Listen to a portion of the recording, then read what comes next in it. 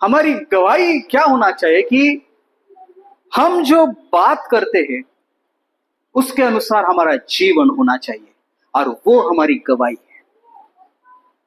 समझ में आए? हम प्रभु के बारे में बहुत अच्छी बातें करते, लेकिन क्या हमारे शब्द, हमारा जो आचरण है उसके साथ मेल खाता है? बहुत सारे लोग आज हम अपने रिश्तेदारों को, अपने परिजनों को, अपने दोस्तों को, बहुत सारे लोगों को हम जीत नहीं पाते हैं प्रभु के लिए, क्योंकि हमारी बातें और हमारा काम आचरण आपस में मेल नहीं खाता। के साथ है तो सब कुछ पॉजिटिव है। आप अगर परमेश्वर से दूर हो तो सब कुछ नेगेटिव है आपके साथ, याद रखना। और इसलिए मसीह लोगों ने तो भी कम से कम इन बातों के ऊपर विश्वास नहीं करना चाहिए, यह गलत है। आमेन? हेलो, वे वाइब्स ना, पॉजिटिव वाइब्स और निगेटिव वाइब्स, ये ऐसा कुछ नहीं रहता है। अगर आप प्रभु में हैं तो सब कुछ पॉजिटिव है, अगर नहीं है तो सब कुछ निगेटिव है। कितने भी हवा आने तो इधर उधर से कोई सी भी, कुछ प्रॉब्लम नहीं होगा, आपके जीवन में कुछ नहीं बदलाव आएगा। अगर प्रभु आपके साथ रहेगा तो सब कुछ आपके लिए संभव रहेगा। तो कभी भी ये नकारात्मक बातें मत सोचो। हालेलुया। और दूसरी बात, नसीब के बारे में भी कभी मत बोलो, मेरे नसीब में लिखा है ऐसा है, हाँ, हाथ पे लिखा है, इस पे लिखा है। प्रभु कहता है कि वो ना हमारे सारे मस्तिष्क के ऊपर की जो रेखा है उसको मिटा देता है, बदल देता है। हालेलुया, बाइबल का वचन है। और इसलिए भावनाओं के ऊपर आधारित आपका जीवन न रहे, परमेश्वर के वचन के अनुसार आपकी बात होनी चाहिए। वचन जो बोलता है उसके अनुसार आप बात करना चाहिए। दुनिया की बातों को लेकर हमने अपना जीवन आगे नहीं बढ़ाना चाहिए। अलग अलग, इसलिए मैं बोला कि अलग अलग बातें आ रही है आजकल दुनिया में। लोग अलग अलग उनके बातों को अपना अडॉप्ट करते हैं और फिर वैसा अनुसार, उसके अनुसार चलने को देखते हैं। वो बोलो भी मत, गलत है वो। हेलो, प्रभु क्या कहता है, उसका वचन क्या कहता है, ढूंढो और उसके अनुसार बात करना सीखो। Hallelujah, praise the Lord. देखिए वचन में क्या लिखा है, मत्ती रचित सुसमाचार उसका 4 अध्याय 4 वचन। मनुष्य केवल रोटी से ही नहीं, लेकिन परमेश्वर के, परंतु हर एक वचन जो वचन से जो परमेश्वर के मुख से निकलता है जीवित रहेगा। याद रखना, आप क्या सोचते हो, लोग क्या कहते हैं, परिस्थिति आपको क्या कहती है, लोग क्या बातें करते हैं, पॉजिटिव वाइब्स, निगेटिव वाइब्स, उसके ऊपर नहीं, प्रभु क्या कहता है वो सोचो। आपकी सोच उस प्रकार से होनी चाहिए। परमेश्वर के वचन के अनुसार हमारे लाइफस्टाइल होनी चाहिए, न तो लोगों की बातों के ऊपर। हालेलुया, आमेन। इसलिए आगे से कभी नसीब के बारे में नहीं बोलना, और ये जो ना परिवर्तनशील हवाएं, उसके बारे में नहीं बोलना। हेलो, आपको क्या फील होता है, क्या फील नहीं होता है, वो मत सोचो। प्रभु का वचन क्या कहता है सोचो। यहां पर हम देखते हैं कि क्या हो गया, यीशु की परीक्षा शैतान ले रहा था। उसने देखा उसको क्या लगा है, वो भूखा है, और उसने उसको परीक्षा में डालना चाहा। और यीशु से कहता है, मनुष्य केवल रोटी से ही नहीं, परंतु हर एक वचन जो परमेश्वर के मुख से निकलता है जीवित रहेगा। इतना वो परमेश्वर के वचन के ऊपर निर्भर था। प्रभु क्या कहता है उसके वचन को उसने अपना जीवन शैली बना दिया था। वो अपनी भावनाओं के ऊपर आधारित नहीं था। उसकी भावनाएं, उसका शरीर कह रहा था कि उसको भूख लगी है, लेकिन उसने परमेश्वर का वचन को महत्व दिया कि प्रभु का वचन क्या कहता है। हालेलुया। तीसरी बात हमने देखी कि भावनाओं के ऊपर आधारित ना हमारा जीवन न चले, लेकिन परमेश्वर के वचन के अनुसार हम जीवन बिताएं। हालेलुया। भावनाएं आपको कुछ भी कहती है कि बाप रे मैं अभी नहीं जी सकता हूं, लेकिन प्रभु का वचन क्या कहता है। प्रभु यीशु मसीह ने खुद वचन को ऊंचा स्थान दिया, अपनी भावनाओं को नहीं। यहां पर हम देख सकते हैं। चौथी बात, Christian testimony must be consistent. मसीह जो गवाही है वो हमेशा एक सी होनी चाहिए, बदलती नहीं रहनी चाहिए। कभी कभी हमारी गवाहियां बदलती रहती है। अभी गवाही का मतलब यह नहीं प्रभु ने मुझे ये दिया, प्रभु ने मुझे वो दिया। आमीन। अच्छी बात है, वो भी अच्छी बात है। प्रभु हमें कुछ ना कुछ देता है, आशीषित करता है, अच्छी बात है। लेकिन हमारी गवाही क्या होना चाहिए कि हम जो बात करते हैं उसके अनुसार हमारा जीवन होना चाहिए, और वो हमारी गवाही है। समझ में आए? हम प्रभु के बारे में बहुत अच्छी बातें करते, लेकिन क्या हमारे शब्द, हमारा जो आचरण है उसके साथ मेल खाता है? हेलो, क्या हमारे शब्द और हमारा आचरण एक दूसरे के साथ मेल खाता है? अगर नहीं तो हमारी गवाही सही नहीं है। हम बात तो प्रभु की करते हैं, काम तो हमारे मन के करते हैं या फिर शैतान के जैसे करते हैं, और ये गलत है। Hello, praise the Lord. इसलिए मत्ती रचित सुसमाचार उसका 5 अध्याय उसका 16 पद देखना। उसी प्रकार तुम्हारा उजियाला मनुष्य के सामने चमके कि वे तुम्हारे भले कामों को देखकर तुम्हारे पिता की जो स्वर्ग में है बढ़ाई करें, और ये है सच्ची गवाही। आमीन, प्रेज़ द लॉर्ड। कि हमारा आचरण को देखकर, हमारे कामों को देखकर लोग परमेश्वर की महिमा करें। आपका उजियाला यानी कि क्या? आपके काम, जो भले काम है, अच्छे काम है, वे एक उजाले के समान बने इस दुनिया में, ताकि लोग उसको देखकर परमेश्वर की महिमा करें कि अरे सचमुच ये परमेश्वर के लोग हैं, ये यीशु मसीह के लोग हैं। चेले लोग जब प्रभु यीशु मसीह स्वर्ग में चला गया, चेले लोग प्रभु का काम दुनिया में करते फिरे, और उन्होंने क्या किया? बीमारों को चंगा किया, भले भले काम किए, अच्छे अच्छे काम किए, गरीबों की मदद की। और वचन कहता है कि उनका आचरण देखकर, उनके काम को देखकर लोगों ने उनको मसीह नाम दिया, क्योंकि ये लोग मसीह के समान जीवन जी रहे थे, आचरण कर रहे थे। उनके कामों को देखकर लोगों ने उनको मसीह नाम दिया। हालेलुया। और इसलिए प्रिय याद रखना, आपके शब्द और आपका आचरण ये दोनों एक सा होना चाहिए।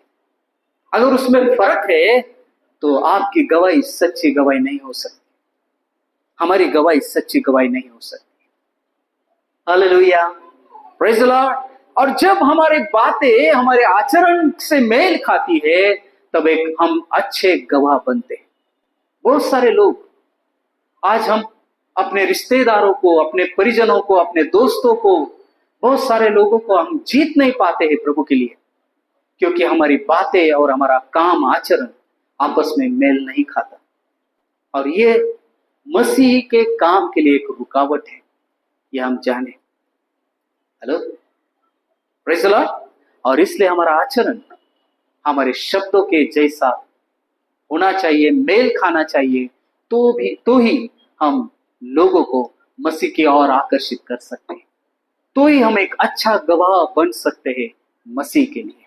Hallelujah, praise the Lord. 5वीं बात, आत्मिक उन्नति के लिए, बढ़ोतरी के लिए और हमारे विश्वास को सुसंगत बनाने के लिए 5वीं बात अगर क्या है? The need for spiritual discipline. आत्मिक जीवन में अनुशासन की कमी नहीं होनी चाहिए।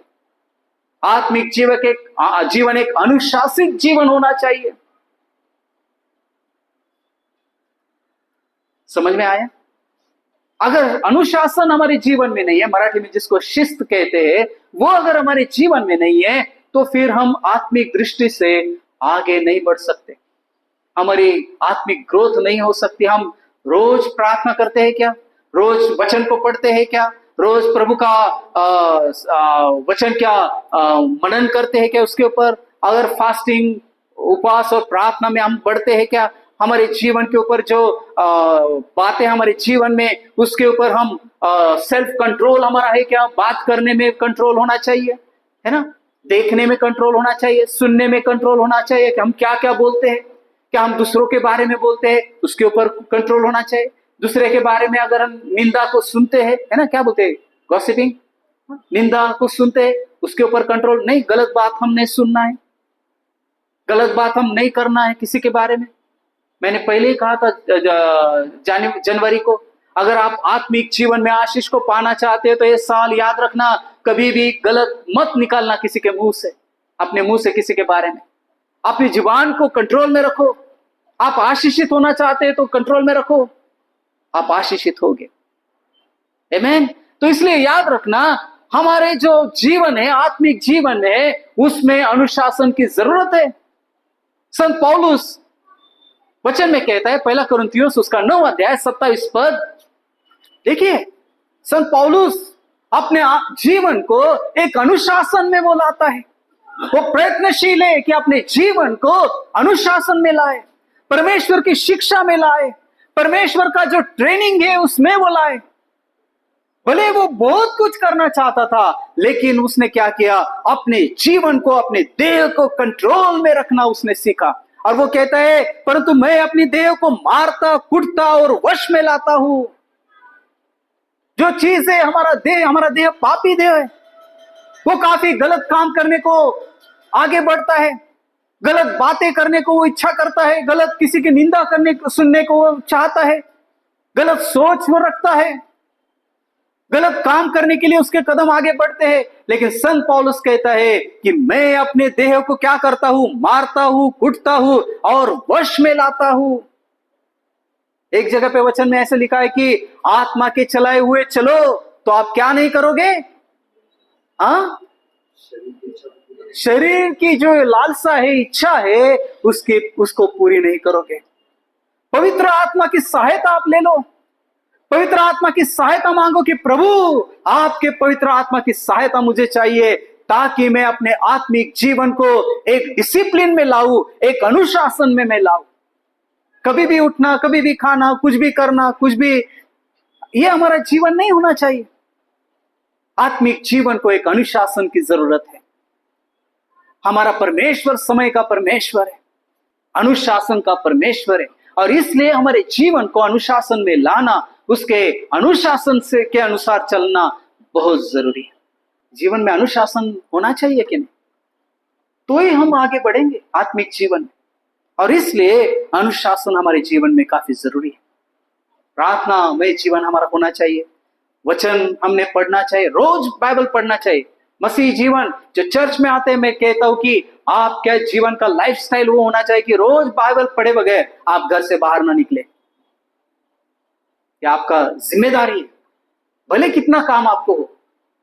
अगर 8 बजे आप जॉब पर जाते हो, 4 बजे उठो, लेकिन बाइबल पढ़ो, प्रार्थना करो, फिर बाहर निकलो।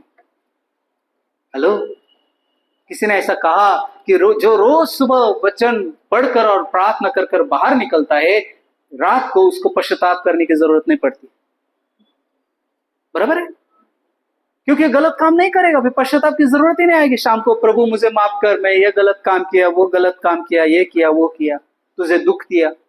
अगर तुम प्रार्थना करके वचन पढ़ के अगर घर से बाहर निकलते हो, तो प्रभु खुद आपको संभालेगा, आपकी रक्षा करेगा, आपकी सहायता करेगा, आपको भटकने नहीं देगा, क्योंकि उसका पवित्र आत्मा आपके साथ रहेगा हमेशा सहायता करने के लिए। तो इसलिए अनुशासन हमारे जीवन में जरूरी है।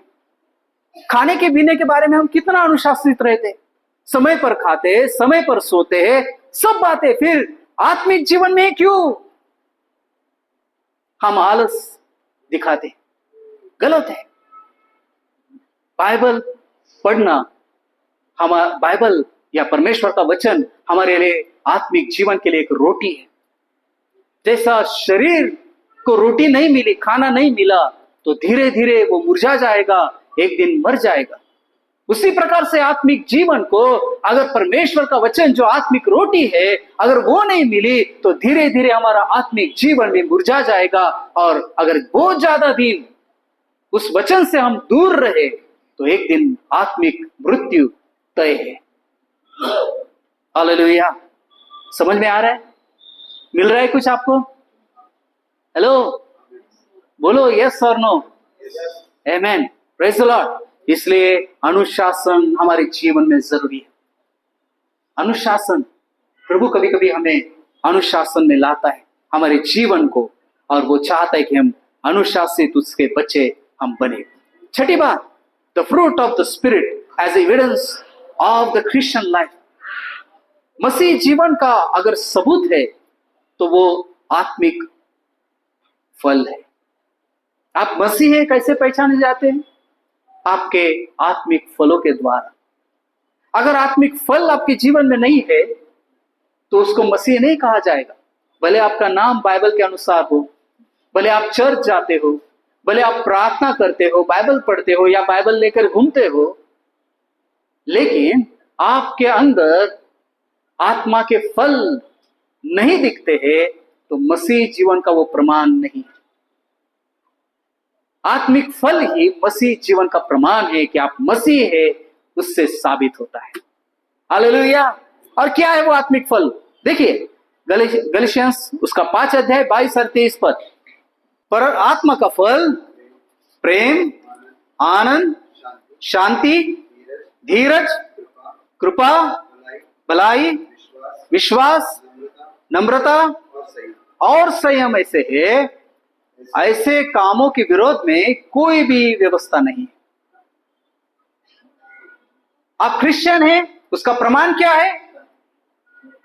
हाँ, आपके अंदर क्या रहेगा? प्रेम रहेगा।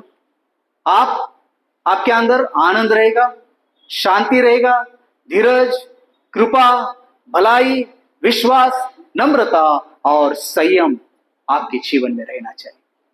अगर वो नहीं है तो कोई प्रमाण नहीं है कि आप मसीह है। Hello, praise the Lord. ये मैं नहीं, परमेश्वर का वचन कहता है। हालेलुया। क्योंकि फलों के द्वारा पेड़ की परीक्षा होती है। ये पेड़ किस प्रकार का है, आमीन, वचन में दिया गया। इसलिए प्रियो याद रखना, आत्मिक फल हमारे जीवन में होना बहुत जरूरी है। प्रेम, हमें प्रेम करना है। किससे? जो हमें पसंद नहीं है उससे प्रेम करना है, शत्रुओं से प्रेम करना है। और फिर क्या लिखा गया है? आनंद हमारा जीवन में फल होना चाहिए आत्मिक। कुछ भी हो जाए, परिस्थिति कैसी भी हो, हमारे जीवन में हम आनंदित रहना चाहिए, आनंद में हम रहना चाहिए। शांति हमारे जीवन में होनी चाहिए। बाहर कितने भी तूफान हो, हमारे अंदर शांति होनी चाहिए। हालेलुया। समंदर में नाव है तो चलता है, लेकिन नाव में समंदर नहीं आना चाहिए, नहीं तो उस नाव को वो डुबा देगा। समंदर का पानी नाव में अगर भर गया तो उस नाव को वो डुबा सकता है। नाव समंदर में है, भले वो कितना ही अस्थिर समंदर क्यों ना हो, उसकी जो वेव्स है, लहरें कितने भी ऊंचे ऊंचे क्यों ना उठती रहे, वो आपको डुबा नहीं सकेंगे, क्योंकि प्रभु आपके साथ है। लेकिन वो समंदर का पानी अगर नाव में भर गया तो नाव निश्चित रूप से डूब जाएगी। और इसलिए प्रियो याद रखना कि हम भले इस दुनिया समंदर जैसे दुनिया में हम जीते हैं, लेकिन दुनिया हमारे अंदर नहीं आनी चाहिए। दुनिया की चीजें, दुनिया की बातें हमारे अंदर नहीं आनी चाहिए। अगर दुनिया की चीजें, बातें अगर हमारे अंदर समा गई, वो हमें ले डूबेगी। और इसलिए आत्मा के द्वारा हम चलना चाहिए। आत्मा के फल हमारे जीवन में होने चाहिए। धीरज, कृपा, भलाई, विश्वास, नम्रता और संयम। सारी बातें, इतना समय हमारे पास नहीं है इन सब बातों को हम उसके ऊपर मनन करें, लेकिन याद रखना कि ये सब चीजें हमारे जीवन में होनी चाहिए। आत्मिक जीवन के जो फल है, आत्मिक जो फल है, वही मसीही जीवन का क्या है? प्रमाण है। याद रखना, the fruit of the spirit is the outward manifestation of an inward transformation. अगर अंदर परिवर्तन हुआ है तो आत्मिक फल उसका बाहरी प्रदर्शन है। अंदर परिवर्तन है, वो किस प्रकार से समझ में आता है? इस व्यक्ति के जीवन में परिवर्तन आया है, ये व्यक्ति बदल गया है, वो किस प्रकार से प्रमाणित होता है? आत्मिक फलों के द्वारा क्योंकि आत्मिक फल आत्मिक जीवन का परिवर्तन को उजागर करता है, उसका प्रदर्शन करता है। Hallelujah, praise the Lord, praise the Lord. वो फलों को बाद में वापस घर पे जाके 10 बार पढ़ो, क्या क्या फल है उसका अर्थ समझो, और उसके अनुसार परमेश्वर के लिए उस फलदायी जीवन जीने की आप प्रयत्न करो, उससे सहायता मांगो करने की। आमीन। 7वीं बात, not conforming to the world but renewing your mind. दुनिया के जैसे या दुनिया के अनुरूप हम न जिए, उसके अनुरूप हम न चले, लेकिन हमारे मनों को हमने क्या करना है, उसका नवीनीकरण हमें करना है। मन में नयापन हमारे आना चाहिए। हमारी सोच प्रभु के वचन के अनुसार होनी चाहिए। हम जो सोचते हैं वचन के अनुसार सोचना चाहिए, न तो दुनिया के अनुसार, न तो हमारे भावनाओं के अनुसार, लेकिन प्रभु क्या कहता है उसके वचनों के अनुसार हमारी सोच होनी चाहिए। और इसलिए not conforming to the world, दुनिया के अनुरूप नहीं, लेकिन अपने मनों को नया बनाकर उसके अनुसार हम चले। रोमियो की किताब उसका 12 अध्याय 2 अध्याय 2 वचन में दिया गया है, इस संसार के सदृश न बनो, परंतु तुम्हारे मन में नए हो जाने से तुम्हारा चाल चलन भी बदलता जाए, जिससे तुम परमेश्वर की भली और भावती और सिद्ध इच्छा अनुभव से मालूम करते रहो। आमीन। इसलिए प्रियो याद रखना, मन का नवीनीकरण, मन का नयापन होना जरूरी है। और वो अगर होता है, दिन ब दिन हमारा मन उसमें नयापन आता है, परमेश्वर के वचन के अनुसार, परमेश्वर के वचन के अनुसार हम धीरे धीरे दुनिया से कटते चले जाते हैं और मसीह से जुड़ते जाते हैं। Hallelujah, praise the Lord. जितना अधिक अपने मन का नयापन में हम बदलते जाते हैं, वचन के अनुसार चलते जाते हैं, दुनिया से कटते जाते हैं और मसीह से जुड़ते जाते हैं। Hallelujah, praise the Lord. अब प्रभु यही चाहता है कि हम दुनिया के सदृश न बने, लेकिन मन में हमारे नयापन आए परमेश्वर के वचन के अनुसार। दुनिया के जो मुख्य बातें हैं या मूल्य है, उसमें और परमेश्वर की बातों में या उसके वचन में अक्सर अंतर होता है। दुनिया एक चीज हमें को बताती है, लेकिन परमेश्वर उसके विरुद्ध हमें बताता है। हालेलुया, बराबर है ना? दुनिया हमें सिखाती है, अगर दुनिया के ऊपर राज करना है तो आपको क्या चाहिए? अधिकारी बनना है तो ही राज कर सकते हो। लेकिन प्रभु कहता है, अगर आपको अधिकारी बनना है तो क्या करना? दूसरों की सेवा करना। आमीन, हालेलुया। आपको ऊंचा उठना है तो नम्र बनो। हेलो, हमेशा दुनिया की बातें और परमेश्वर की बातें, उसमें काफी अंतर हम देखते हैं। और इसलिए प्रियो याद रखना कि दुनिया की जो बातें हैं, जो वर्ल्डली वैल्यूज है, उसके अनुसार हम न चले, लेकिन परमेश्वर के वचनों के अनुसार हम चले। 8वीं बात हम देखते, faithfulness to God in all circumstances. परमेश्वर के साथ विश्वसनीयता हर परिस्थिति में होना चाहिए।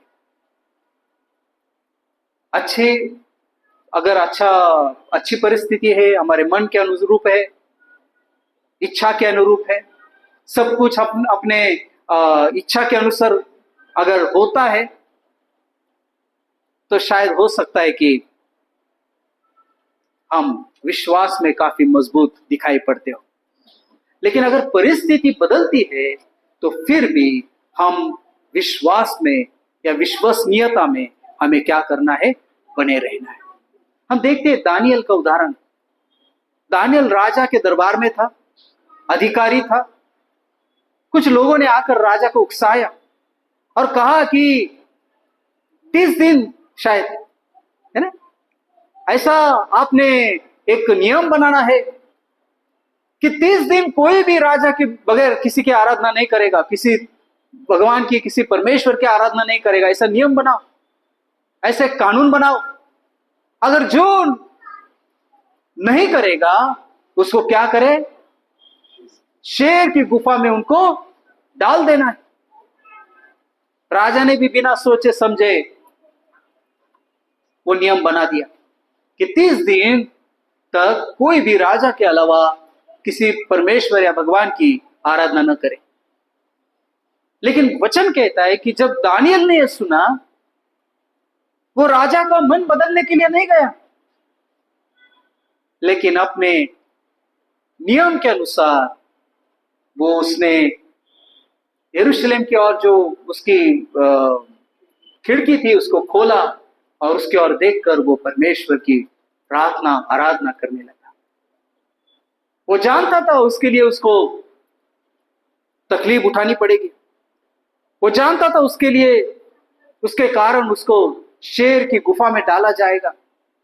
वो जानता था शायद मौत भी आ सकती है, लेकिन उसका जो विश्वास था या परमेश्वर के साथ उसकी जो विश्वसनीयता थी वो परिस्थिति के अनुरूप नहीं थी। लेकिन परिस्थिति कौन सी भी हो, वो परमेश्वर के साथ विश्वसनीयता के लिए स्थिर खड़ा रहा। हालेलुया। कुछ भी हो जाए, परमेश्वर के लिए मरना भी पड़े, कोई बात नहीं, लेकिन उसके साथ मैं धोखा नहीं करूंगा।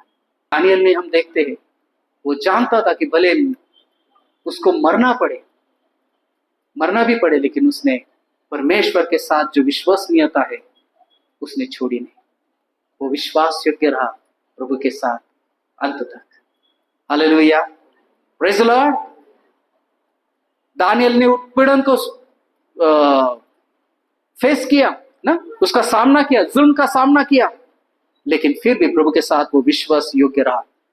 Yet he remained steadfast in his devotion to God। और परमेश्वर के साथ जो उसकी निष्ठा थी उसमें वो दृढ़ बना रहा। हालेलुया। क्या हम उस प्रकार से हैं?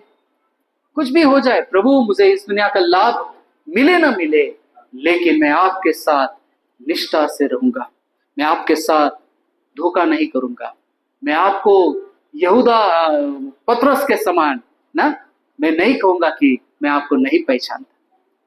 एक बार उसने वो गलती की, लेकिन बाद में वो मरने के लिए भी तैयार हुआ। प्रभु के लिए उसको मारा गया उसके विश्वास के कारण, लेकिन उसने वो भी सहन किया, लेकिन प्रभु को उसने त्याग नहीं दिया। Hallelujah, praise the Lord. ये हमारी गवाही होनी चाहिए और ये हमारे आत्मिक जीवन में उसमें हम बढ़ सकते हैं, ये दर्शाता है। और नवी बात, कंटिन्यूअल स्पिरिचुअल ग्रोथ, नित्य हमारी आत्मिक बढ़ोतरी होनी चाहिए। अगर पिछले महीने में मैं जितना विश्वास में हूं आज भी वैसा ही हूं, तो कुछ तो भी प्रॉब्लम है मेरे जीवन में।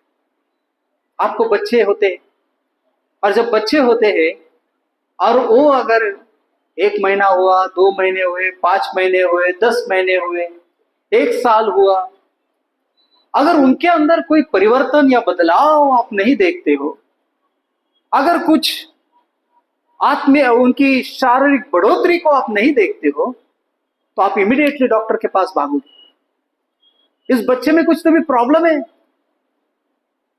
काफी लोग मेरे पास अपने बच्चों को लेके आए जब वो छोटे थे। पास्टर ये बात ही नहीं कर रहा है, 2 साल का हुआ, बात ही नहीं कर रहा है। एक बहन एक बच्चे को लेके आती थी चर्च में, और वो इतना तकलीफ देता था चर्च में। वो बच्चा, लड़की थी शायद। तो एक बार मैंने उस सिस्टर को बोला कि सिस्टर आप प्लीज, जब मैं वचन सुनाता हूँ, बच्चे को अगर तकलीफ देती है तो बच्चे को प्लीज बाहर आप लेके जाइए। तो उसने बोला, पास्टर ये जो लड़की है शायद 2 साल की थी, कमर से वो ताकत ही नहीं उसके अंदर, कमर के अंदर, है ना, और वो खड़ी भी नहीं हो सकती, चल भी नहीं सकती।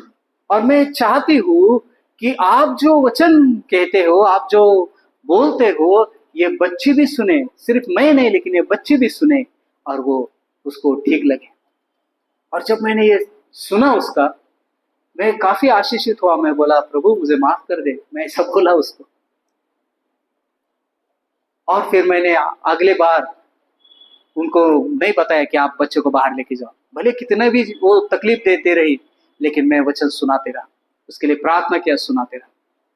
प्रभु ने ऐसा चमत्कार किया, उस बच्चे के शरीर में प्रभु ने ताकत दी, अभी दौड़ने लगी, भागने लगी, चंगी हो गई। और एक बच्चा हमारे बीच में आता था, 2 साल हो गए, है ना, मेरी का पास्टर बात ही नहीं कर रहा है। तो बोला डरो मत, अभी इतना बात करता है कि हैरान हो जाते हो।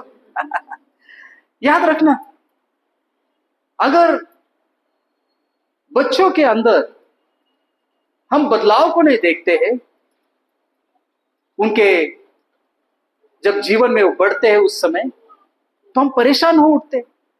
बढ़ोतरी नहीं देखते हैं तो परेशान हो उठते। उसी प्रकार से आत्मिक जीवन के बारे में भी है। अगर आत्मिक जीवन में अगर हम उसी स्थान पर सालों साल तक है, इसका अर्थ ये होता है कि हमारे आत्मिक जीवन में रुकावट आ गई है। हमने वापस अपने आप को जांचने की जरूरत है, परखने की जरूरत है कि क्यों मैं वापस उसी जगह पे हूं, क्या कारण है, क्या समस्या है। प्रभु के पास जाने की जरूरत है कि प्रभु मुझे सहायता कर आत्मिक दृष्टि में बढ़ने के लिए, मुझे मदद कर, कहां पर गलती हुई, कहां पर समस्या है, मुझे दिखा, ताकि मैं आत्मिक जीवन में आगे बढ़ता चला जाऊं। कब तक? जब तक मैं तेरे जैसा न बनूं। हालेलुया। आत्मिक बढ़ोतरी कहां तक होती है? यीशु के जैसे बनने तक है। शरीर की जो बढ़ोतरी है वो एक मर्यादा तक है ना, एक क्या कहते हैं, सीमा तक है। भारत में हम जानते कि ज्यादा से ज्यादा 6 फुट 6.5 फुट ऊंचे लोग हैं, उससे ज्यादा नहीं, है ना। एवरेज क्या है? 5 फुट 5.5 फुट एवरेज है हमारा, है ना, ऊंचाई का, बराबर है ना। इसका भी एक एवरेज होता है, कितना फूल सकते हैं, बराबर। ज्यादा भी फूल गए तो प्रॉब्लम हो जाएगा, बीमारी आती है, बराबर है ना। हेलो, बुद्धि से भी एक मर्यादा है, सीमाएं हैं। बहुत ज्यादा भी बुद्धि काम नहीं करती, उसमें भी मर्यादा है। समझ में आया? लेकिन आत्मिक बढ़ोतरी के लिए कोई मर्यादा नहीं है, वो अमर्याद आप बढ़ सकते हो। कितना बढ़ सकते हो? यीशु के जैसे बनने तक आप बढ़ सकते हो। हमारा जीवन बीत जाएगा, लेकिन फिर भी आत्मिक बढ़ोतरी खत्म नहीं होगी। आप रोज रोज रोज प्रतिदिन यीशु के साथ उसके वचन के अनुसार चलते हुए बढ़ सकते हो। Hallelujah, praise the Lord. Christian life is a not destination but a journey of continual growth. मसीह जीवन में कोई एक ऐसा लक्ष्य या स्थान नहीं है बढ़ोतरी के लिए, लेकिन वो एक यात्रा है जो आप नित्य उसमें बढ़ सकते हो। Hallelujah, praise the Lord, hallelujah. और आखिरी बात, abiding in Christ, bearing fruit. मसीह में बने रहना और फलदायी जीवन जीते रहना, ये हमारा मसीह जीवन का बहुत बड़ा एक लक्ष्य होना चाहिए कि मैं क्या हूं, मसीह में हमेशा बनाए रहूं। क्योंकि प्रभु यीशु मसीह ने खुद कहा है कि अगर आप मुझ में बने नहीं रहते हो तो आप फल नहीं दे सकते हो। अगर फलदायी जीवन आपको जीना है या फल आपके जीवन में उत्पन्न होना आप चाहते हो कि मेरे आत्मिक जीवन के फल मेरे जीवन से उत्पन्न हो, तो सबसे पहले आपको मसीह में बने रहने की जरूरत है, मसीह से अलग नहीं। यूहन्ना का किताब उसका 15 अध्याय 4 और 5 वचन हम डालिया है। और यीशु में बने रहना हमारा काम है। हमेशा उससे दूर हम नहीं जा सकते, भटक सकते। अगर हम उससे दूर गए तो काट डाले जाएंगे। और अगर हम काट डाले जाते हैं तो हमारा अंदर का जीवन खत्म हो जाएगा। इसलिए अगर हमारे अंदर आत्मिक जीवन बना रहना हम चाहते हैं कि बनाए रहे, तो मसीह में जुड़कर रहना हमारे लिए सबसे महत्व की बात है। उससे दूर न भागना। काफी लोग मसीह से दूर भाग जाते, मसीह में जुड़कर नहीं रहते, इसलिए फल तो दूर, लेकिन उनके अंदर जीवन भी नहीं रहता है। और इसलिए याद रखना हमारे अंदर, अगर हम आत्मिक जीवन में फलदायी जीवन जीना चाहते हैं तो मसीह में बना रहना हमारा कर्तव्य है। हालेलुया। और ये सब 10 चीजें आज जो मैंने आपको बताई है, वही हमारे आत्मिक जीवन की बढ़ोतरी उसके द्वारा हो सकती है। स्पिरिचुअली ग्रोथ, विश्वास में बढ़ोतरी, सुसंगत विश्वास, अविरत नित्य बढ़ोतरी, विकास अगर हम चाहते हैं तो ये 10 चीजें हम अपने जीवन में लागू करें, इसके अनुसार हम चलें, इसके और हम ध्यान लगाएं, उसके ऊपर मनन करें और प्रभु से कहे कि प्रभु मुझे सहायता कर कि आपके साथ में आगे बढ़ता चला जाए। पवित्र आत्मा की अगुवाई मुझे कर ताकि मैं आपके साथ आगे बढ़ता चलूं। और कब तक, कहां तक बढ़ूं? जब तक मैं आपके जैसा नहीं बनता, तब तक मैं बढ़ता चला जाऊं और आपकी महिमा करता जाऊं। हालेलुया।